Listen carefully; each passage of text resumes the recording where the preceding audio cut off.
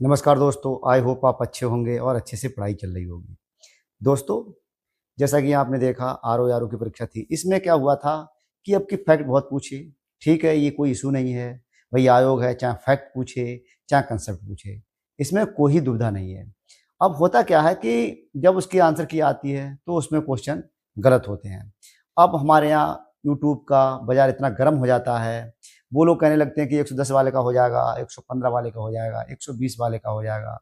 अब लोग ऊहा-पोह में स्थिति में रहते हैं, क्योंकि मैंने इसको झेला है। जब हम देखते हैं कि जब एस्पिरेंट होता है उसके पास बहुत उतार-चढ़ाव आते हैं दोस्तों, पेपर से पहले का उतार-चढ़ाव, सेंटर अदर डिस्ट्रिक्ट में होते हैं, यानी कि मंडल से बाहर होता है, तो बहुत चीज़ों का सामना करना पड़ता है। फिर इसके बाद पहले पे दबाव, फिर वहाँ परीक्षा का दबाव, इसके बाद जब हम देखते हैं कि कोचिंग सेंटर की अ, जब आंसर की आती हैं, फिर हम चेक करते हैं तो एक बार फिर दबाव में जाते हैं।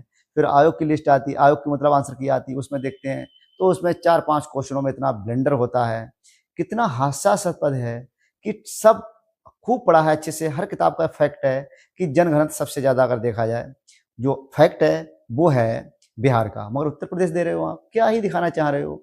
आयोग मतलब जिसे कहते हैं कि एकदम बहुत निम्न स्तर पर आ गया है और इसमें सबसे ज़्यादा एस्पिरेंट का नुकसान हो रहा है। तो दोस्तों, हमारी यही आपसे विनम्र प्रार्थना है और यही चाहे एडवाइस समझिएगा एक भाई के साथ कि आप अपने यूपीपीसीएस को ध्यान में रख के जो पेपर आ रहा है 12 अक्टूबर को, उसको फ़ोकस कीजिएगा।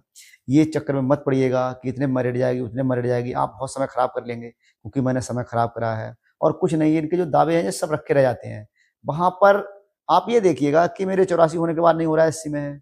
किसी व्यक्ति का मतलब वो 78 में हो जा रहा है, तो ये तो कुछ पता ही नहीं चल रहा है कहाँ क्या कैसा है। तो इसलिए अपना समय बर्बाद मत कीजिएगा, पढ़ाई पे ध्यान दीजिएगा।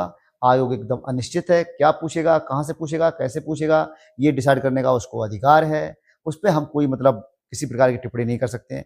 मगर जो आंसर की वगैरह आती हैं, इसमें इस तरीके का ब्लंडर किया जाता है, ये वाक़ई बहुत ही हास्यास्पद है। तो दोस्तों, फ़ोकस कीजिएगा, आंसर की से चेक करने से कुछ ना कम हो रहा है, ना ज़्यादा हो रहा है और ऐसा है कि इसके लिए मेंस के लिए टाइम मिलेगा, इसलिए आपको ज़्यादा परेशान होने की ज़रूरत है नहीं और इसमें हिंदी को अच्छे से पढ़ना है आपको, लास्ट में जाके वो मतलब पर्यायवाची नहीं है, जो पर्यायवाची सबसे ज़्यादा कठिन होता है। वहाँ पर शब्दावली आ जाती है हिंदी से इंग्लिश, इंग्लिश से हिंदी में और पेपर बहुत अच्छा रहता है। आपको हिंदी डिस्क्रिप्टिव चाहिए वहाँ पर और मेंस का जो पेपर आते हैं, वो ऐसे का पेपर आता है, ज़बरदस्त पेपर होता है, अच्छा होता है, मज़ा आता है उसमें देते हुए। दोस्तों, मैंने दिया है तो मुझे खूब अच्छे से पता है। इसलिए आप अपनी परीक्षा को एक धार दीजिएगा। ठीक है, नमस्कार।